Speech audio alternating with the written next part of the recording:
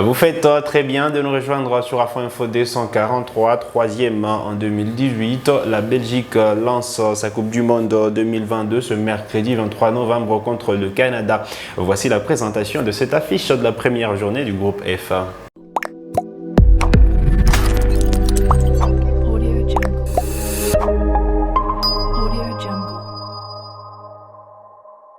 Très content de vous retrouver sur Afro Info 243 et pour en parler, nous recevons Michael Lourouma, notre consultant. Bonjour et bonne arrivée.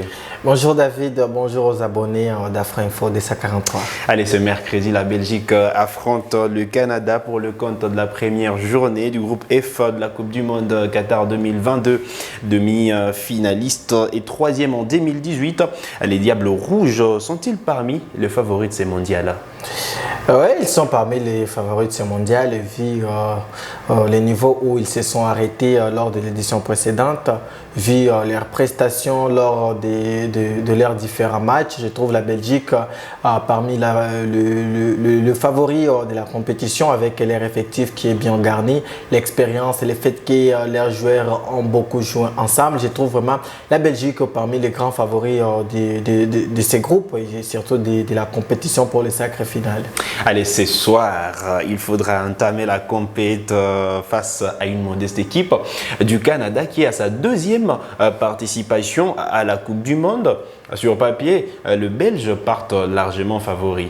Oui, ils sont favoris sur papier, mais attention, il faut se méfier des outsider parce que nous l'avions vu que pendant cette Coupe du Monde, il n'y a pas de favoris, il n'y a pas de petites équipes. Nous l'avons vu avec l'Argentine qui a été surprise par la modeste formation de l'Arabie Saoudite. Nous avons vu des équipes qu'on imaginait petites en train de tenir tête face aux équipes qu'on disait qu'elles sont grandes, qu'elles sont favoris. Et voilà, donc bien sûr, le Canada n'a pas un effectif bien garni comme celui de la Belgique. Le Canada n'a pas de grandes stars comme la Belgique, mais il peut créer la sensation parce qu'ils ne sont pas là par hasard. Les Canadiens peuvent aussi créer la sensation, mais pour le moment, la Belgique avec toute son équipe qui est remplie de stars, par favori, mais il faut se fier de ces Canadiens qui peuvent aussi créer la sensation. Vous avez évoqué les stars de cette formation canadienne.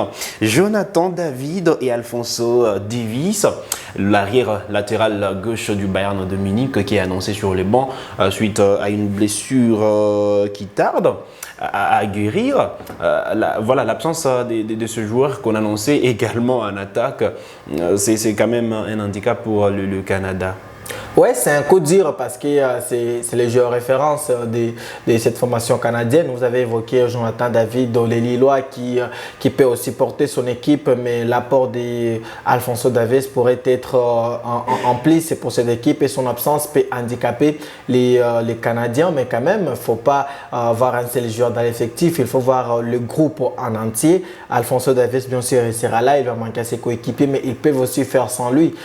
Il joue arrière latéral gauche dans son club, le Bayern Munich, mais quand dans son équipe nationale, il apporte quelque chose en attaque et son absence va sûrement peser, pour son équipe. Mais attention, ce genre d'équipe avec moins de stars, moins d'individualité, se distingue collectivement et son absence peut ou ne pas se faire remarquer. Mais quand même, je suis sûr que les Canadiens vont trouver des ressources nécessaires pour pallier à son absence et voir comment compacter et jouer face à cette équipe belge qui est remplie de stars et vont miser sur leur collectif.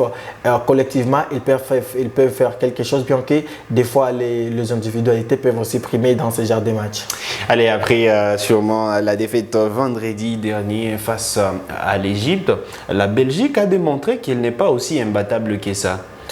Oui, c'est une équipe bien garnie, mais des fois, lorsque vous avez trop d'individualité, ça fait défaut parce que les joueurs jouent beaucoup plus sur eux-mêmes et oublient le collectif. Quand vous avez 3-5 joueurs qui peuvent faire la différence eux-mêmes, ils peuvent oublier que les autres sont là et peuvent faire quelque chose. Nous avons vu hier, par exemple, l'équipe de France qui a joué, qui a commencé avec des individualités, ça n'a pas marché. Ils sont partis collectivement. Nous avons vu Kylian Mbappé au service des autres. Nous avons vu personne ne s'attendait à voir Rabiot marquer en but comme ça, s'attendait à Mbappé, à un Giroud. Mais à un certain moment, ils ont vu que les individualités n'ont pas marché parce qu'au début du match, c'était Dembélé et Mbappé qui s'est distingué. Mais à un moment, ça n'a pas marché. Ils ont passé au collectif.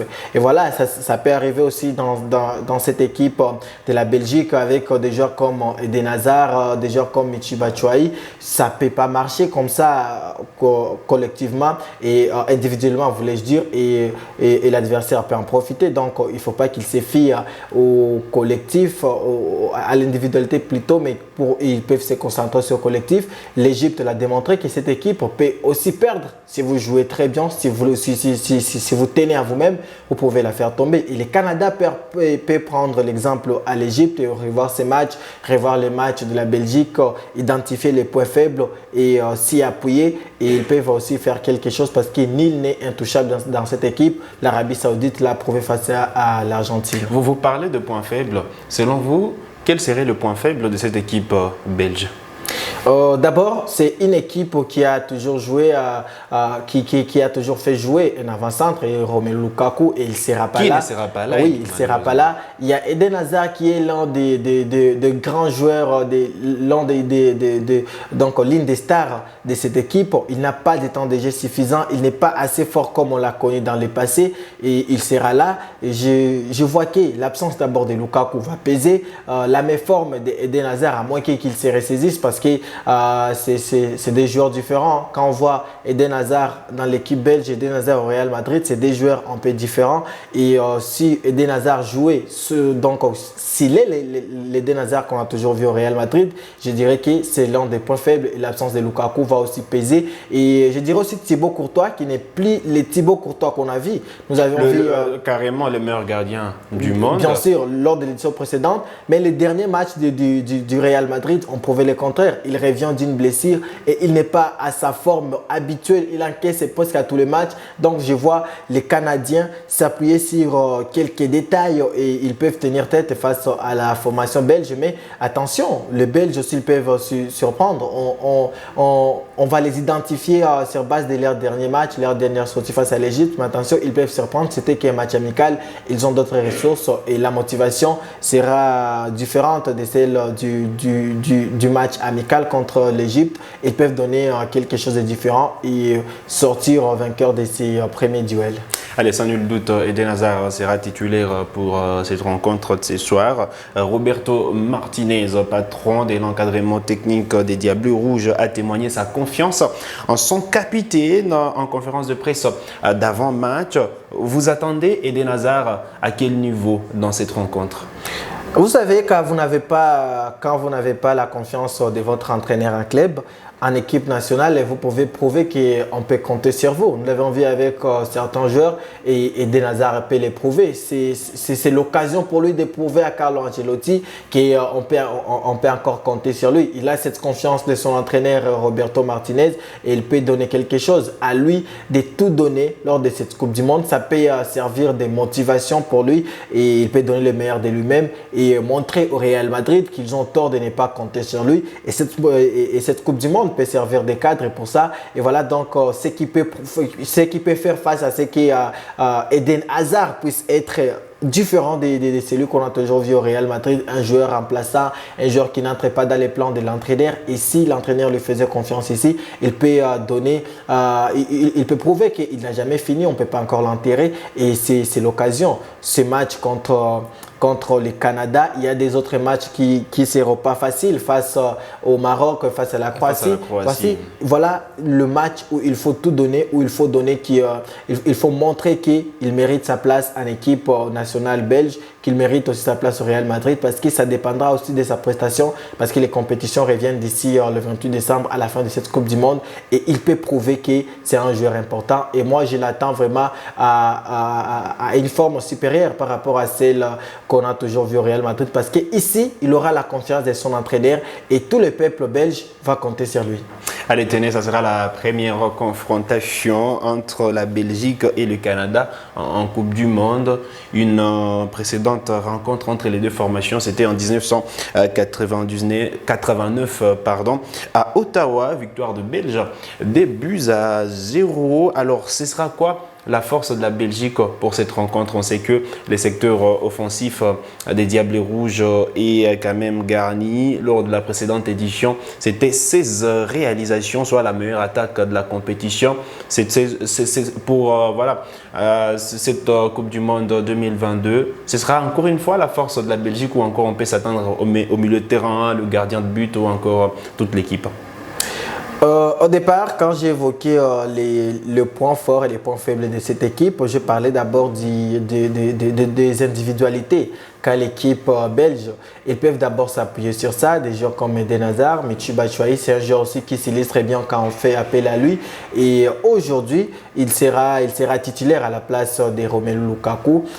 Il y a les deux frères Hazard, Eden et Thorgan Hazard qui seront là et qui peuvent apporter quelque chose. À Médiane, il y a aussi des bons joueurs. L'Égypte, qu'est-ce que j'ai dit? La Belgique est bien garnie sur tous les postes. Sur tous les postes, que ce soit gardien des buts, Thibaut Courtois, s'il reprend ses formes, il est intraitable. En défense, il y a des très bons joueurs à médiane, même Emma, et en attaque, on peut le dire. Donc, collectivement, ils sont forts. Individuellement, ils sont forts. À Roberto Martinez de voir comment utiliser son équipe. Ils peuvent faire mal à n'importe quel adversaire si et seulement si cet effectif se met au service, donc que chacun se mette au service de l'autre pour le bien de tout un groupe. Donc collectivement, ils peuvent faire très fort. Donc je les attends beaucoup plus fort collectivement qu'individuellement. Alors on va prendre la composition probable de la Belgique. Thibaut Courtois dans le but, Alderweireld, Vertonghen, Debast, Meunier, Yuri Tielemans, Witsel,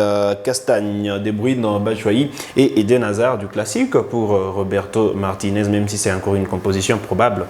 Oui, on ne va pas s'éloigner de cette Oui, c'est une composition probable, mais qui est tout proche de celle qui sera donc officielle. Ce sont des bons joueurs. Vous venez de parler de Kevin De Bruyne qui est tout fait tout flamme avec Manchester City. Il y a des joueurs comme Yuri Tielemans également. Tielemans d'origine congolaise. Voilà, qui fait une très belle saison en Premier League. Il y a des joueurs comme Meunier avec le Borussia Dortmund, Vertonghen également. Witsel avec l'Atlético Madrid. Oui, ce sont des très bons joueurs. Ce sont des très bons joueurs qui peuvent faire quelque chose pour ce mondial. Donc, il faut les attendre à un niveau aussi supérieur parce que la saison dernière, ils étaient éliminés par, à l'édition précédente, ils étaient éliminés par les champions en titre, la France. Et aujourd'hui, ils ont cette rage, ils veulent aller de l'avant, ils veulent faire mieux que les éditions précédentes et je vous assure qu'ils ont le potentiel, qu'ils ont l'effectif pour faire mieux et tout démarre dès aujourd'hui face à la formation du Canada. Ils peuvent nécessairement marquer déjà cette Coupe du Monde de leur empreinte. Alors Canada-Belgique ou encore Belgique-Canada, match à suivre à partir de 21 h. Quel est votre pronostic? Bon, il n'y aura pas de pronostics parce qu'il y a déjà des surprises que nous sommes en train de voir. C'est trop difficile de pronostiquer. Moi, ce que je veux dire est que l'équipe qui va commettre trop d'erreurs, c'est l'équipe qui va perdre ce match. Le match de la Coupe du Monde sont en train de se jouer sur des petits détails. Vous avez suivi Sénégal-Pays-Bas. C'était un très beau match équilibré, mais le Sénégalais empêché sur quelques petits détails et ils ont perdu le match. On a vu également les matchs Argentine contre Arabie Saoudite. Les Argentins dominaient tous les matchs, mais dans 10 minutes, ils ont laissé tout s'échapper. Voilà, la France a mal commencé ce match face à l'Australie et ils ont payé cash leur mauvais début de match. Et donc, ça sera aussi pareil pour Canada contre Belgique. Ils vont jouer. L'équipe qui va commettre moins d'erreurs, c'est l'équipe qui va gagner ces matchs. Donc, que le meilleur l'emporte et j'espère que ça va aussi être un très bon match. Allez, on espère qu'on va se régaler à suivre cette rencontre prévue à 21 h entre la Belgique et le Canada. C'est sur cette note que nous arrivons au terme de cette présentation. Merci d'être passé, Michaela. Merci aussi à vous, David. Merci aux abonnés d'Afro Info de 143. J'espère qu'ils sont en train de se régaler tout comme nous avec cette très belle Coupe du Monde qui est en train de nous proposer des affiches alléchantes, des beaux matchs et nous sommes en train de revivre ces spectacles qui nous ont manqué. Merci à vous. Merci également à tous ceux qui ont suivi la vidéo.